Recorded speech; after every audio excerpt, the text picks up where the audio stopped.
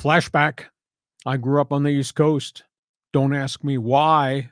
I was not a Yankees fan. I just liked the logo. I was an Indians fan, Chief Wahoo.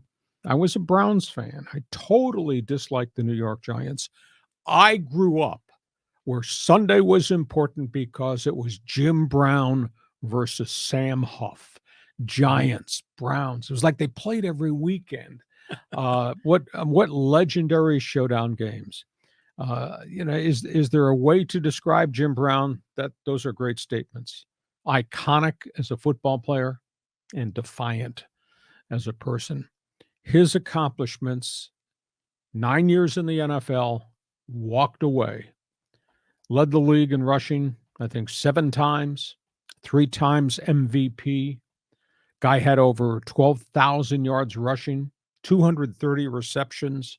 I think it was 63 touchdowns. Never came off the field. He was the heart and soul of the Browns. He left to go be in the film industry after a dispute with the owner. He was a man who had his own standards. He was an icon in NFL football.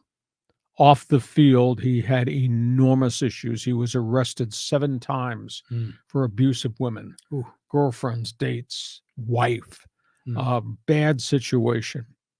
What the man did in the community off the field is as important as those 12,000 plus yards rushing and the 230 catches as a member of the Cleveland Browns. What he did, to me, was equal to what Jackie Robinson did in Major League Baseball, breaking the color barrier. Okay. Because not only did Robinson do unbelievable things with the Brooklyn Dodgers on the field, but Jackie Robinson was actively involved in the inner city community and in politics. Jim Brown did equal things for Black America. And even though Robinson gets a lot of credit for breaking the barrier and everybody uses the statement, we would not be here today had it not been for Jackie Robinson.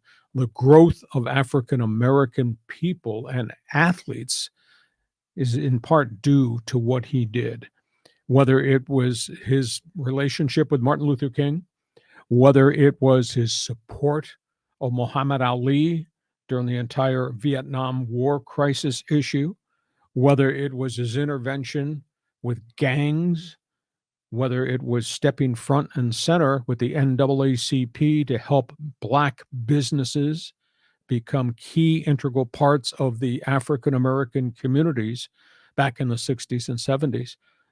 Brilliant man. I interviewed him one time. Just an unbelievable man in terms of what he thought was important, not just in sports, John, but what he really thought was important in the social life, the fabric. Hell of a guy. I don't know what the Browns are going to do to salute him. I would hope that that they should do something like put the number 32 on every helmet, or have everybody wear the number 32 in one game like baseball does on the salute to Jackie Robinson. There will be something special coming out of Cleveland. But man, for 9 years, he was something unbelievable to watch on a Sunday-by-Sunday basis. Never injured, never came out of the game. And he was just a physical force that made the Browns a great team in the Paul Brown era. And then if you read and read his obit, the extensive obit that the New York Times wrote about him, just amazed at his interaction in the community for what he thought were big programs or important for African Americans in the neighborhoods they lived in. So I knew of him as a player was just slightly before my time, because when was his last year? Like in the late 60s, maybe, right? And so I was still a little guy then. But I knew of Jim Brown really for all the things he did off the field. I mean, this was a man of principle, of integrity, that stood up for a lot of issues. I'm really saddened to hear that he ran into the law with some domestic abuse of women. That I didn't know that side of the story. I'm sad to hear that, because everything else I've heard about this guy has been so positive. But I mean, is that why you were a Cleveland Brown fan back in the days? I mean, you live on Long Island and you're rooting for the Browns, And I was on Long Island rooting for the Indians against the Yankees. I'm sorry, I was cut from a different cloth. That's who I am. So is Jim Brown, in your opinion, the best running back of all time? Maybe one of the top 5 in NFL history? Well, I think it's hard to compare eras. I had great regard for Walter Payton, phenomenal respect for the athleticism of the dart and dash of Barry Sanders. Way back in the day, one of the great running backs was a guy by the name of Steve Van Buren. And prior to him, way back, was a guy like Red Grange. But Jim Brown, in his era, 50s into the 60s, he was phenomenal, big and physical and fast. He was a great athlete. Now, he didn't punish people. It was really interesting. There was a lot of criticism that he would run sweeps, and instead of getting blasted or blasting a linebacker, he'd step out of bounds. And his whole theory was, why should I take an extra hit? I'll come back and hit him on the next play when they run me up inside. I mean, 1964, the Browns won the National Football League title and championship, and he was part and parcel of that whole thing. But he did so much, especially in Los Angeles, so much as it relates to interventions with gang members. He just influenced a lot of young African Americans who are on the brink of going the wrong way. And Jim Brown also, you know, he was from Manhasset, Long Island, out close to where I lived. Went to Syracuse University.